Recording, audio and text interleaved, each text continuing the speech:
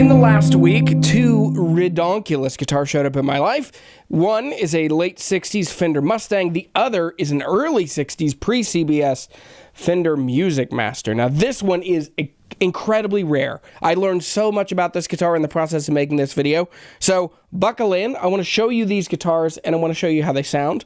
And they will both be for sale at the end of this video on jeremytheguitarhunter.com/shop. And they will also be available at Hometown Music, because both of these came into Hometown Music, the guitar shop that I spend some time throughout the week. Make sure you're subscribed. Hang out for the rest of this video. I'm Jeremy. These are amazing. Let's talk about everything that I see on this amazing Music Master case. So this is a brown case, early 60s, very, very cool with the gold liner in here. It feels like old suitcase, like old luggage from a different world. And this guitar is so incredibly cool and beautiful. Starting at the headstock, things that are really interesting and noteworthy to me. This is a beautiful early 60s, very stark, dark contrast logo with the Music Master. There's a patent number down here. I love the plastic buttons. It's a cool choice now. It was definitely an economic choice at the point that this guitar was made. The other things that are really amazing, Brazilian rosewood fingerboard with these beautiful dark clay dots. Again, at the time, these would have been very budget-friendly options, but now they are cool and iconic. And it's interesting to me that in modern electric guitars, you would spend a lot more money to get clay dots when they were used before just as the most affordable option.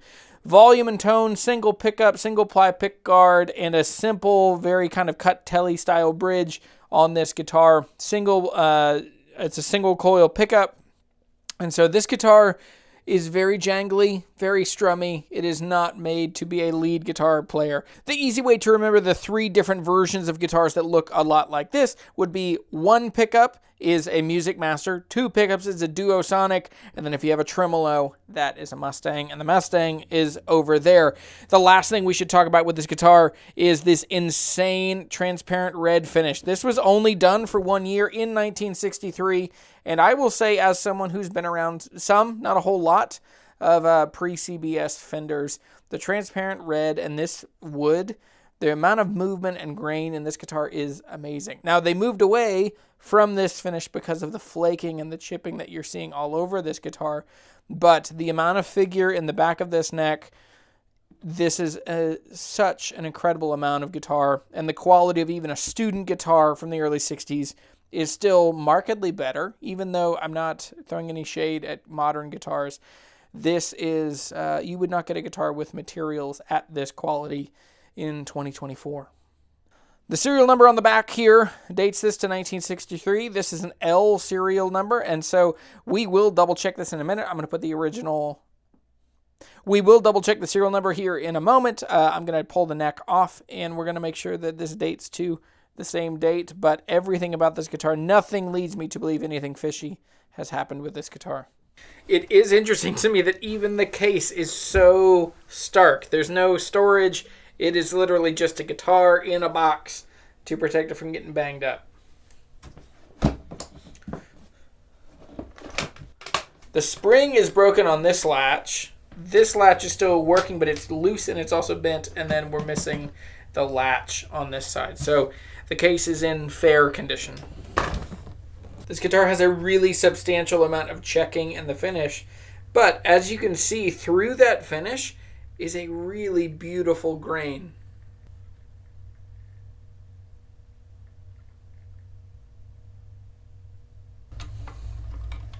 Whoever put these strings on didn't realize that there's a hole inside the tuner.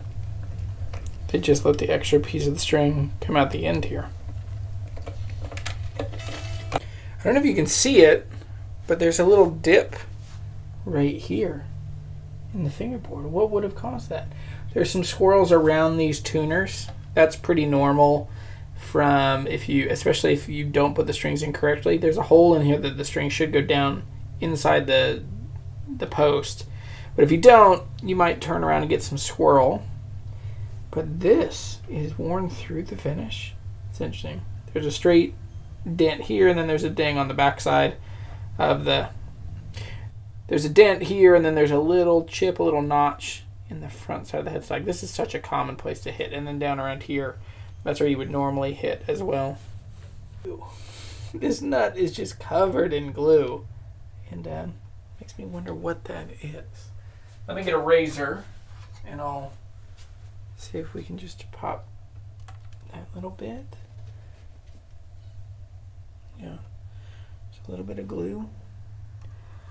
Looks like all of these slots have been filled with super glue at some point. So I'm not going to remove any because I don't want to change how it plays, but I just want to clean it up just the littlest bit.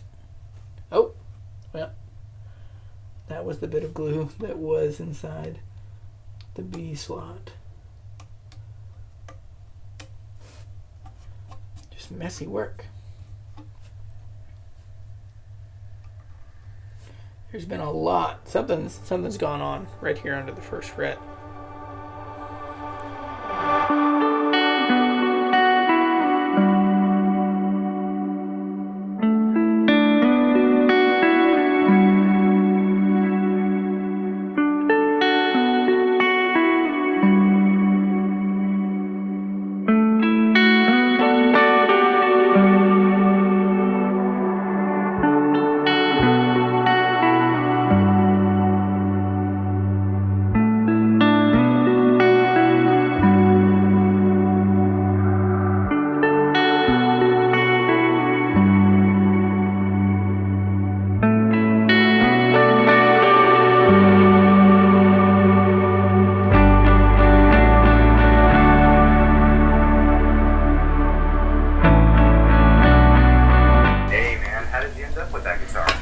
It literally walked into the guitar shop.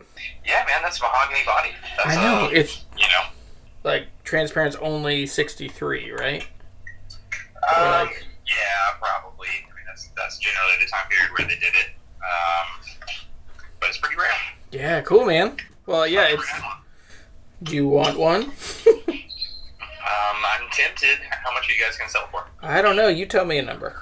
I mean, off the top of my head, retail is like $3,500 or $4,000. Okay. And so it's probably just not the right one for me because we're so low volume that we have to focus on 20K plus.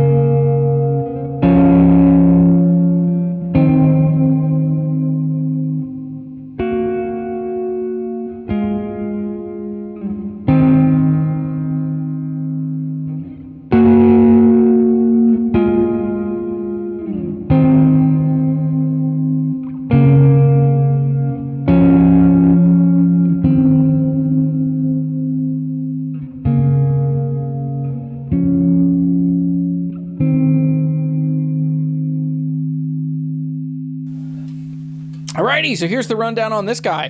This is a 1963 mahogany body Music Master. Now, I had to call in a friend. I called my friend John Schultz, who is he's a better friend than I deserve. John Schultz runs True Vintage Guitar, and there was a question because I took this apart and the pickguard came off. So I called him, and he reminded me that there probably was at one point, or there had to have been, just a small wire. I ended up using a piece of the B string to cover from under the bridge, under the saddle, onto the shielding, and this thing is now happy and buzz-free. And yeah, speaking of buzzes, this guitar, there is still that B string. When I was working on the nut, there was a lot of super glue in there, and I was cleaning it off with a razor, and I popped out the piece that went over the B string.